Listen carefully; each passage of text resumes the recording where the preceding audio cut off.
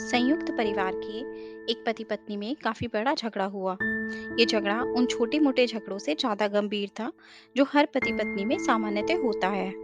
क्योंकि इस झगड़े में एक दूसरे की आलोचना करते करते बात इतनी बिगड़ गई थी कि पति पत्नी एक दूसरे से अब तलाक मांगने तक की बात करने लगे थे। संयुक्त परिवार के बाकी के सभी लोग बहुत परेशान हो गए थे और वो सब किसी तरह इन दोनों को समझाकर इस झगड़े का अंत करना चाहते थे। जब सभी के प्रयास काम नहीं आए तो वे लोग पति पत्नी के इस जोड़े को घर के सबसे बुजुर्ग सदस्य यानी कि दादाजी के पास ले गए। जब दोनों पति पत्नी दादाजी के कमरे में प्रवेश किए तो दादाजी ने उन दोनों को बैठने के लिए कहा और फिर पूछा कि बताओ तुम्हारी समस्या क्या है। दोनों पति पत्नी एक साथ बोल पड़े और एक दूसरे पर आलोचनाओं की झड़ी लगा दी। जितनी कमियां पत्नी अपने पति में गिना रही थी, उससे ज्यादा कमियां पति भी अपनी पत्नी में गिना रहा था और कई मिनटों तक ये सिलसिला चलता रहा। दादाजी ने भी इन दोनों को नहीं रोका और इनको अपना अपना गुस्सा एक दूसरे पर उतारने दिया। आखिर में जब दोनों एक दूसरे की बुराइयां करके थक गए और शांत हो गए, तब दादाजी ने उन दोनों से कहा, अब दोनों एक दूसरे की कुछ अच्छाइयां बताओ। जब अच्छाई बताने का समय आया, तब दोनों ही पति और पत्नी एकदम से चुप हो गए। शायद गुस्से में उन्हें कुछ भी याद नहीं आ रहा था, या फिर गुस्से की वजह से ही वो एक दूसरे की अच्छाइयां बताना ही नहीं चाहते थे। दादाजी ने ये बात भी महसूस कर ली।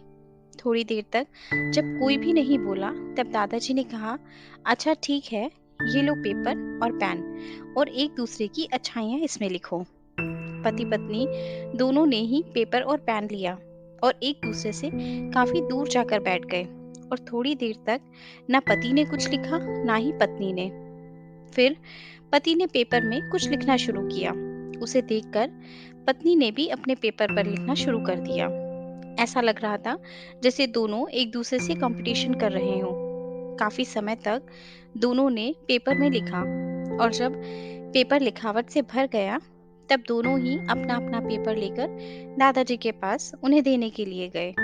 दादाजी ने उन दोनों के ही पेपर लेने से मना कर दिया और कहा कि अपने अपने पेपर एक दूसरे को दे दें और अब एक दूसरे के पेपर पढ़ो।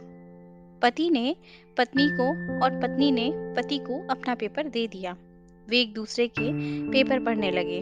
थोड़ी देर बाद पति और पत्नी दोनों के ही आंखों में आंसू थे। पेपर में अपने बारे में लिखी हुई अच्छाइयां पढ़कर पत्नी तो फूट फूट कर रोने लगी। पत्नी को रोता हुआ देखकर पति उसे चुप कराने के लिए दौड़ पड़ा और माफी मांगते हुए उसे मनाने लगा।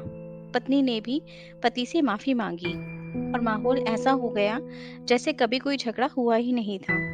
दोस्तों, कमियां और खूबियां जगत के हर इंसान में होती हैं। अब ये हमारे ऊपर होता है कि हम कमियां देखकर अपने जीवन को नर्क बना लें या खूबियां देखकर अपने जीवन को स्वर्ग बना दें। तो दोस्तों, आपको हमारी आज की कहानी कैसी लगी? आप हमें कमेंट करके ज़रूर बताएं। हमारे चैनल पर नए हैं तो हमारे चैनल को सब्सक्राइब करें और ये वीडियो अच्छी लगी हो तो दोस्तों के साथ भी शेयर करें। धन्यवाद।